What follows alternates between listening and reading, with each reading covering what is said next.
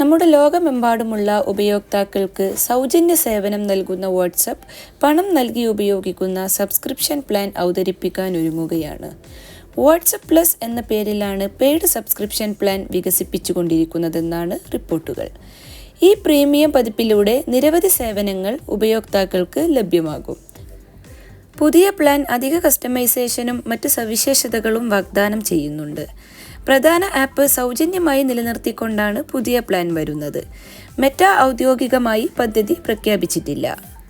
നിലവിലുള്ള വാട്ട്സ്ആപ്പ് സേവനങ്ങൾ സൗജന്യമായി തുടരുമെങ്കിലും അധിക ഫീച്ചറുകൾ ആഗ്രഹിക്കുന്നവരെ പുതിയ സബ്സ്ക്രിപ്ഷൻ പ്ലാൻ നിരാശപ്പെടുത്തില്ല.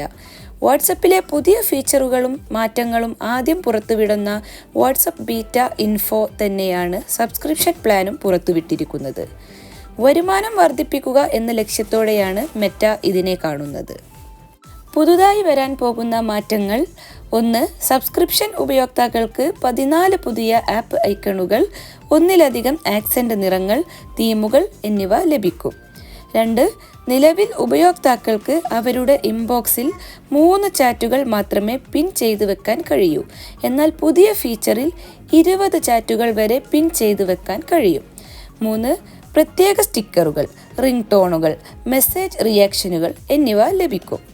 വാട്ട്സ്ആപ്പ് പ്ലസിൻ്റെ കൃത്യമായ നിരക്കുകൾ എത്രയാണെന്ന് കമ്പനി ഇതുവരെ ഔദ്യോഗികമായി പ്രഖ്യാപിച്ചിട്ടില്ല. വരും മാസങ്ങളിൽ ഇത് സംബന്ധിച്ച പ്രഖ്യാപനം ഉണ്ടായേക്കാം.